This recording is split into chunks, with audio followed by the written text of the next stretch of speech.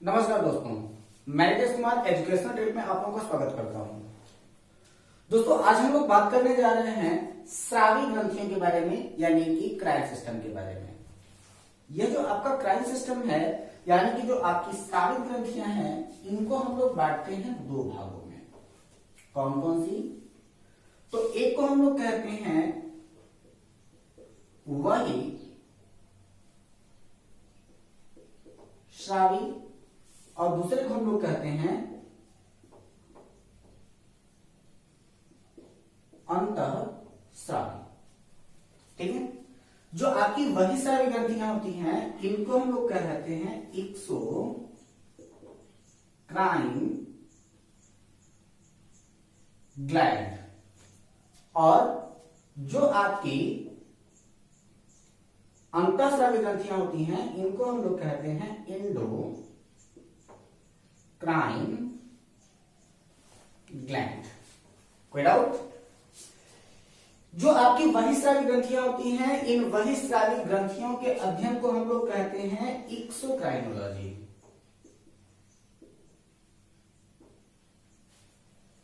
और जो आपकी अंतःस्रावी ग्रंथियां होती हैं, इनको हम लोग कहते हैं एंडोक्राइनोलॉजी।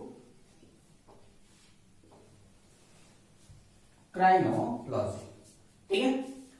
जो आपकी बहिःस्रावी ग्रंथियां होती हैं, उसको हम लोग कहते क्या है कि ये होती हैं नलिका युक्त, यानी कि विथ डक्ट। और जो आपकी अंतःस्रावी ग्रंथियां होती हैं, ये होती हैं नलिका विहीन, नलिका विहीन, यानी कि विदाउट डक्ट। ठीक है। तो जो आपकी बहिःस्रावी ग्रंथियां हैं वह नलिका युक्त है, और जो अंतःस्रावी ग्रंथियां हैं वह नलिका विहीन है। सबसे विशेष बात यहां पर आ जाती है कि जो आपकी नलिका युक्त होती हैं, ये सामान्यतः एंजाइम का स्राव करती हैं। सामान्यतः एंजाइम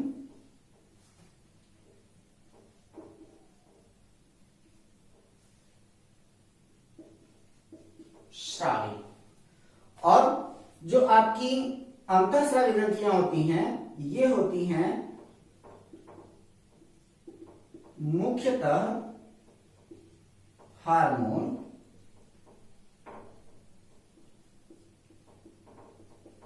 स्रावी। ठीक है। तो हार्मोन्स का स्राव करने वाली अंतःस्रावी ग्रंथियां होती हैं, और जो एंजाइम होते हैं उनको स्राव करने वाली आपकी बहिःस्रावी ग्रंथियां होती हैं। जैसे कि इनके अंतर्गत आता है सबसे पहले आपका यकृत, यानी कि लीवर। इसके बाद आती है आपकी लार ग्रंथि, यानी कि स्लाइवरी ग्लैंड। इसके बाद होती है आपकी स्वेद ग्रंथि। स्वेद ग्रंथि का मतलब क्या होता है? पसीने की ग्रंथि, यानी कि स्वेट ग्लैंड। इसके बाद होती है आपकी अश्रु ग्रंथि।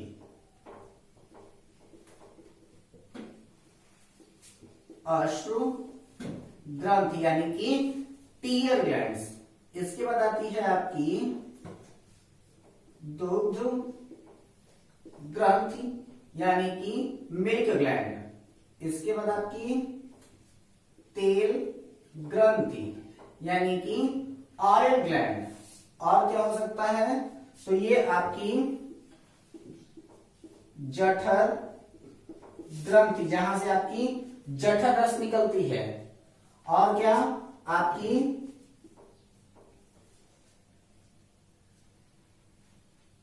छोटी आंत से निकलने वाले जो होते हैं इंटेस्टाइनल ग्लैंड, यानी कि इंटेस्टाइनल मतलब आंतरिक ग्रंथि।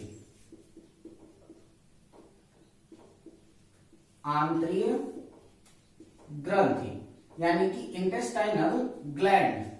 आदि जितनी भी हैं वह सारी की सारी आपकी क्या है? बहिःस्रावी ग्रंथि हैं, जिनमें से जो आपकी यकृत है वो है सबसे बड़ी। ठीक है। यानी कि largest gland of the body कौन सी है? तो largest gland of the body जो है वो कौन सी हो जाती है? आपकी वह आपकी हो जाती है लीवर। ठीक ना।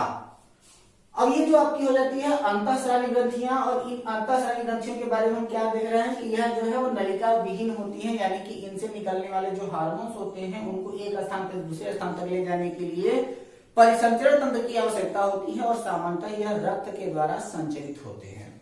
जैसे कि जो इनमें स्रावित होने वाले मुख्यतः हार्मोन है, उन हार्मोन में सबसे पहले हमारा क्या होता है कि पीनल ग्रंथि, पीनल ग्रंथि। इसके बाद होता है आपका हाइपोथैलेमस ग्रंथि, हाइपोथैलेमस ग्रंथि। इसके बाद कौन सा आता है आपका पीयूष ग्रंथि, यानी कि पिट्यूटरी ग्लैंड, पिट्यूटरी ग्रंथि यानी कि पीयूष ग्रंथि। इसके बाद है आपकी थायराइड ग्रंथि। इसके बाद है आपका, इसको हम लोग अवट ग्रंथि के भी नाम से जानते हैं, थायराइड ग्रंथि को। इसके बाद है आपका पैरा थायराइड ग्रंथि। इसके बाद आपका क्या आ जाता है पैराथायराइड के बाद एड्रीनल, और इसके बाद आ जाते हैं आपके गोनाड्स यानी कि जननांगीय हार्मोन। ठीक है, तो एड्रीनल के बाद आपके आ जाते हैं गोनाड्स। तो अंतःस्रावी ग्रंथि में कौन कौन आ जाता है, तो आपका आ जाता है पीनल ग्रंथि, हाइपोथैलेमस ग्रंथि, पिट्यूटरी, थायराइड, पैराथायराइड, एड्रीनल और गोनाड्स। एक एक करके हम लोग सबसे पहले इन सारे ग्रंथियों के बारे में जान लेते हैं, लेकिन आपको आश्चर्य होगा कि मैंने एक नाम नहीं लिया है, और वह नाम हमने कौन सा नहीं लिया है, जल्दी से बताइए।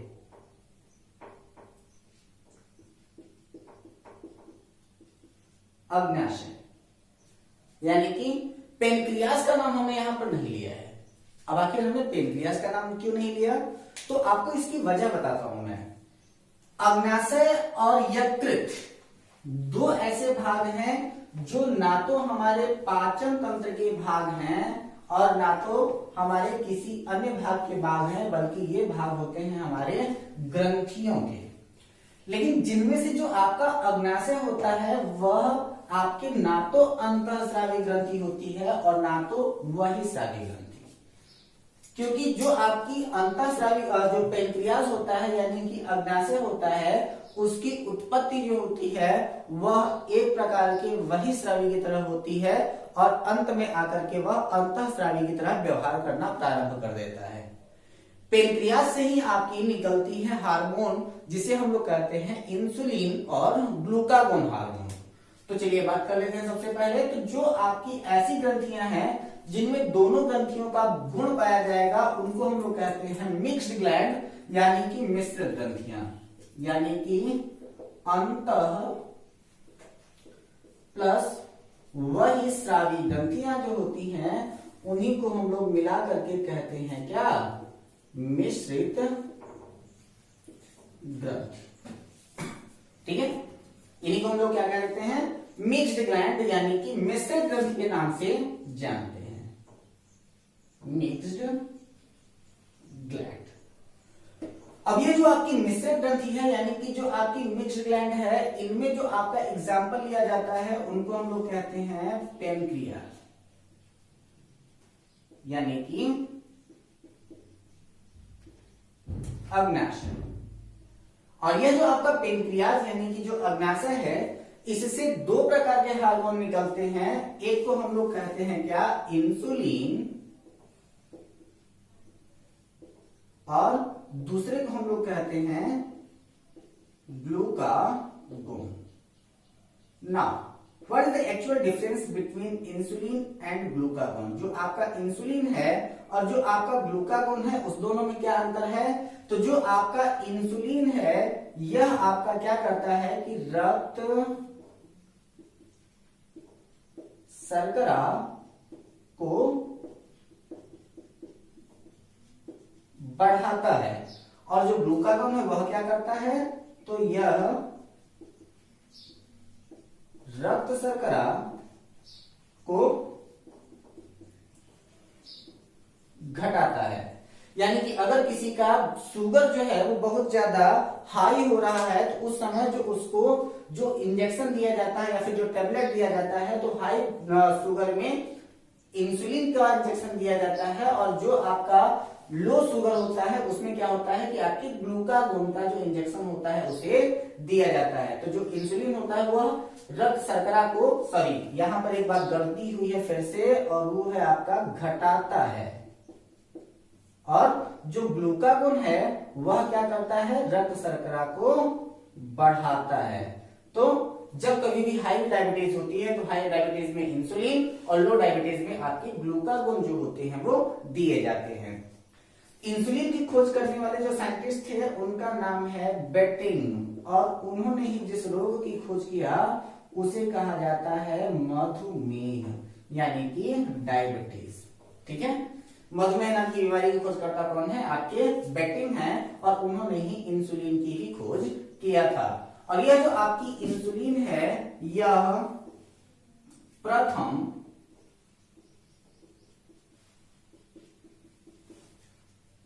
कृत्रिम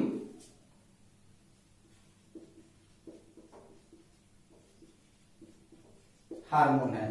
यानी कि सबसे पहले अगर किसी भी हार्मोन को बनाया गया तो वह बनाया जाने वाला हार्मोन कौन सा था, तो सबसे पहले बनाया गया हार्मोन कौन सा है, आपका इंसुलिन है। इसकी वजह होता क्या है कि लैंगरहैंस की उद्दीपिकाएं,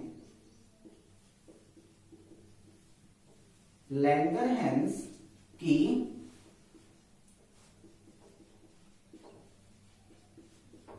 उद्दीपिकाएं यानी कि आइसोलेट्स ऑफ लैंगरहैंस कहां पाई जाती हैं, अग्नाशय में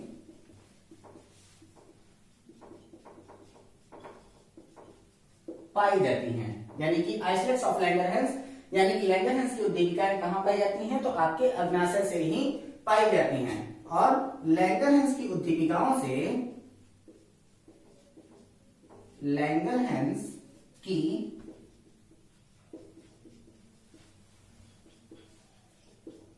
उद्दीपिकाओं से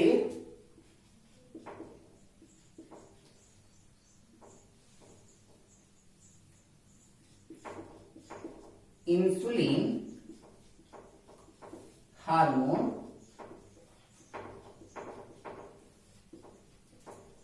निकलता है। ठीक है, तो लैंगरहैंस की उद्दीपिकाओं से कौन सा हार्मोन निकलता है, तो लैंगरहैंस की उद्दीपिकाओं से जो हार्मोन निकलता है उसका नाम है इंसुलिन। यानी कि इंसुलिन हार्मोन जो होता है कहां से निकलता है, आपके लैंगरहैंस की उद्दीपिकाओं से निकलता है। कुछ इंपॉर्टेंट फैक्ट्स इनके बारे में हम लोग और देख लेते हैं। आप लोगों से रिक्वेस्ट है कि जितनी भी बातें आपको बताई जाए उनका स्क्रीनशॉट लेते हुए या फिर उसे नोट करते हुए चला कीजिए, क्योंकि ये सारे के सारे फैक्ट जो हैं वो आपके एग्जामिनेशन के लिए सबसे ज्यादा महत्वपूर्ण है। तो सबसे पहले होती क्या है कि सबसे बड़ी ग्रंथि कौन सी हो जाती है, तो वो हो जाती है आपकी यकृत। ठीक है, सबसे बड़ी अंतःस्रावी ग्रंथि तब कौन सी हो जाती है, थायराइड। सबसे छोटी ग्रंथि कौन सी है, पिट्यूटरी। ठीक है, इसी को हम लोग मास्टर ग्लैंड के ही नाम से जानते हैं, मास्टर ग्लैंड, या फिर इसी को ऑर्केस्ट्रा के ही नाम से जाना जाता है, यानी कि इसे ऑर्केस्ट्रा भी कहा जाता है। ठीक है, इसके बाद फिर हाइपोथैलेमस को ग्रंथियों का सुप्रीम कमांडर कहते हैं। तो ग्रंथियों का सुप्रीम कमांडर किसको कहा जाता है, तो हाइपोथैलेमस ग्रंथि को क्या कहते हैं, ग्रंथियों का सुप्रीम कमांडर के ही नाम से जाना जाता है। सबसे पहले खोजा गया हार्मोन सबसे पहले खोजित हार्मोन वो है आपका सैकरीन, ठीक है, सॉरी सैक्रिटीन, ठीक है। तो सबसे पहले खोजा गया हार्मोन क्या है आपका सैक्रिटीन है, और सबसे पहले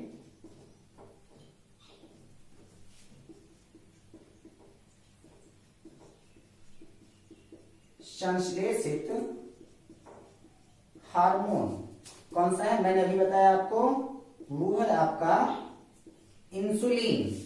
और मधुमेह के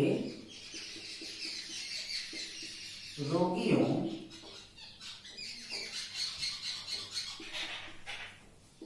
को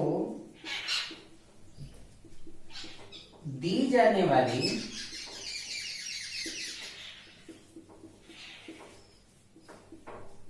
कृत्रिम शर्करा कौन सी है, तो वो है आपकी सैकरीन,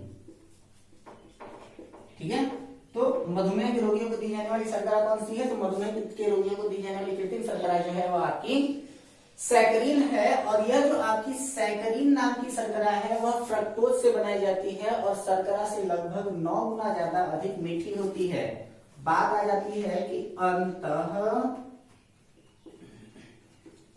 स्रावी ग्रंथियों की खोज किसने किया, तो अंतःस्रावी ग्रंथि की खोज करने वाले हैं वही ग्रामोफोन और बल्ब की खोजकर्ता, नाम क्या होगा,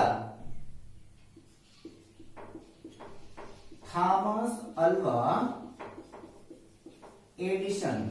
यानी कि एडिसन ने क्या किया है, आपके अंतःस्रावी ग्रंथियों की भी खोज किया है, आपके ग्रामोफोन की भी खोज किया है, विद्युत बल्ब की भी खोज किया है। और इसी एडिसन के ही नाम से, एडिसन ने सबसे पहले जिस ग्रंथि को खोजा था उसका नाम है आपकी थायराइड ग्रंथि। और थायराइड ग्रंथि में पाया जाने वाला एक रोग इन्हीं के नाम से, यानी कि थॉमस अल्वा एडिसन के ही नाम से एडिसन रोग के नाम से जाना जाता है। अब हम लोग बात करते हैं कुछ अलग प्रकार के हार्मोन्स की, वे हार्मोन जो अंतःस्रावी ग्रंथियों से निकलते हैं। एक एक करके उन सारे हार्मोन्स के बारे में जान लेते हैं जिनके बारे में विभिन्न प्रतियोगी परीक्षाओं में प्रश्न पूछा जाता है। तो सबसे पहले जो है वह आपके अंतःस्रावी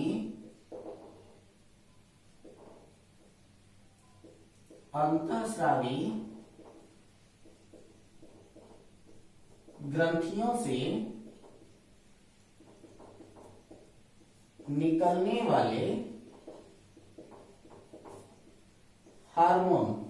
और सबसे पहले जब अंतःस्रावी ग्रंथियों से निकलने वाले हार्मोन्स की बात हो जाती है तो सबसे पहले बात आ जाती है आपके पीयूष ग्रंथि यानी कि पिट्यूटरी ग्रंथि की। और इस पिट्यूटरी ग्रंथि से निकलने वाले जो हार्मोन्स होते हैं उनको हम लोग सबसे पहले नंबर पर जानते हैं, किसको, ऑक्सीटोसिन को, ठीक है। ऑक्सीटोसिन क्या करता है, यह लेबर पेन जनरेट करता है, यानी कि जिस समय बच्चे का जन्म हो रहा होता है तो बच्चे के जन्म के समय में माँ को जो प्रसव पीड़ा होती है उसका कारण जो होता है वो आपका ऑक्सीटोसिन होता है। दूसरा होता है आपका रिलैक्सिन। एक्चुअली रिलैक्सिन हार्मोन्स को गोनेड्स का हार्मोन कहा जाता है, यानी कि गोनेड्स से निकलने वाला हार्मोन होता है। लेकिन इस रिलैक्सिन हार्मोन को भी स्टिमुलेट करने का काम जो है वो आपकी पिट्यूटरी ग्रंथि यानी कि पीयूष ग्रंथि को ही कहा जाता है, ठीक है। अगली बात,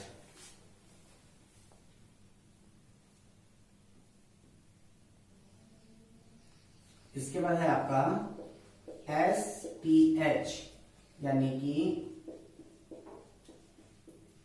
सोमैटोट्रॉफिक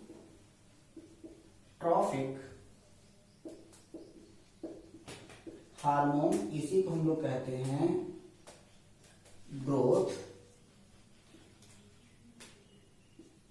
हार्मोन, यानी कि मनुष्य के शरीर में वृद्धि के लिए जो जिम्मेदार हार्मोन है उसको हम लोग क्या कहते हैं, एसटीएच यानी कि सोमेटोट्रोफिक हार्मोन होता है। तो जब कभी भी हमारे शरीर में क्या होता है कि जब आपका शरीर में जब बहुत ही ज्यादा वृद्धि हो जाती है तो उसको हम लोग कह देते हैं जायंटिज्म, और जब वृद्धि बहुत ज्यादा कम हो जाती है तो उसको हम लोग क्या कहते हैं, ड्वार्फिज्म के नाम से जानते हैं। इसी के बाद आपका आता है एडीएच यानी कि एंटी ड्यूरेटिक हार्मोन, और इसी एंटी ड्यूरेटिक हार्मोन को हम लोग वेसोप्रोसिन के नाम से जानते हैं। ठीक है, चलिए अगला है आपका TSH यानी कि थायराइड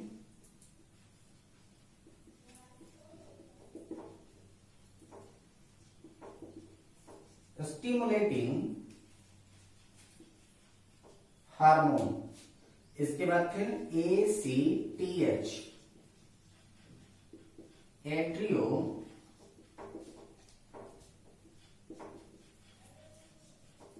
कार्टिकोट्रोफिक हार्मोन। इसके बाद है आपका LH यानी कि ल्यूटिनाइजिंग हार्मोन। इसके बाद फिर LTH लैक्टोजेनिक हार्मोन। इसके बाद है आपका FSH यानी कि फॉलिकल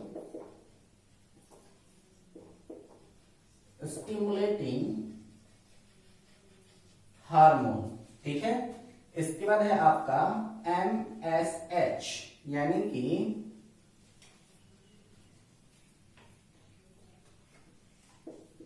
मेलेनोसाइट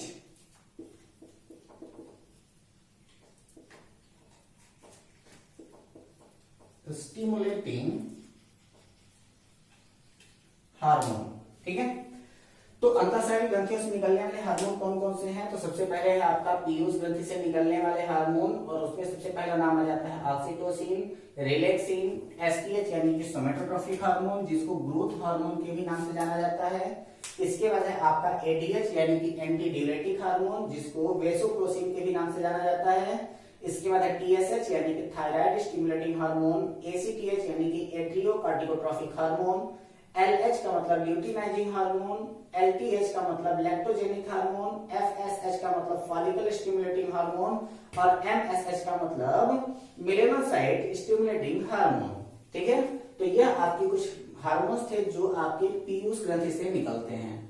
अब हम लोग बात करते हैं उन हार्मोन्स की जो आपके थायराइड ग्रंथि से निकलते हैं। तो थायराइड ग्रंथि से निकलने वाले हार्मोन में सबसे पहला नाम आता है टीटीएच का। ठीक है, थायराइड यानी कि ऑटो ग्रंथि से कौन कौन से निकलते हैं? तो सबसे पहला आ जाता है आपका टीटीएच यानी कि थायरोट्रॉफिक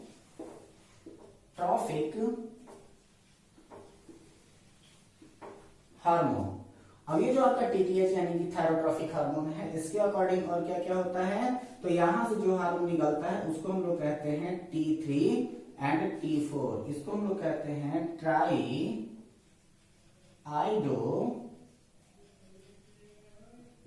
थायरोनिन, और T4 का मतलब होता है थायरोक्सिन।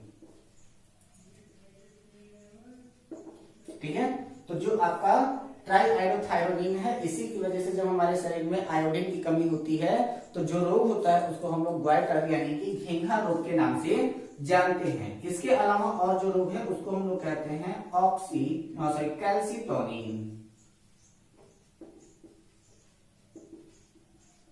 ठीक है, उसके अलावा और कौन सा हो जाता है? तो उसको हम लोग क्या कह देते हैं? उसको हम लोग कह देते हैं कैल्सिटोनिन। इसके बाद आ जाती है आपकी पैराथायराइड हार्मोन से निकलने वाले हार्मोन। तो पैराथायराइड, पैराथायराइड से केवल एक ही हार्मोन निकलता है जिसे हम लोग कहते हैं पैराथायराइड हार्मोन। ठीक, इसके बाद बात आ जाती है आपकी क्या, एड्रीनल ग्रंथि से निकलने वाले हार्मोन। इसको कॉपी करते हुए आप लोग चले जाइएगा, लिखते हुए चले जाइएगा। चलिए बात करते हैं उसकी। तो आपका क्या है, एड्रीनल। तो एड्रीनल से क्या निकलता है आपका, तो सबसे पहले आपका आता है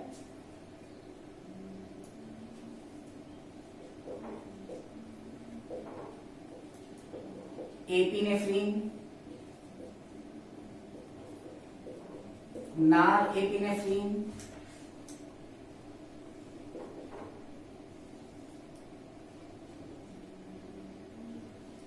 ग्लूको कार्टिकाइड,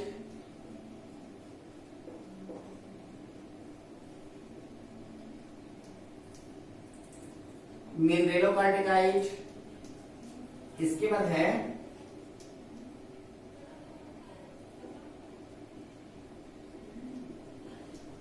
मेलेटोनिन। इसी को हम लोग कहते हैं बायोलॉजिकल वॉच, यानी कि जैविक घड़ी। यही वो आपका हार्मोन है कि जब तक मेलेटोनिन ह्यूमन बॉडी के अंदर एक्टिवेटेड रहेगा तब तक आदमी की डेथ नहीं होगी। मेलेटोनिन के बाद आपका क्या आ जाता है,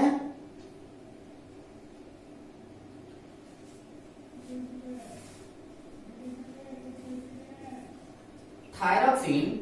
और ये जो आपका थायरॉक्सिन होता है वो आपका क्या करता है, T4 लिम्फोसाइट को एक्टिवेट करता है।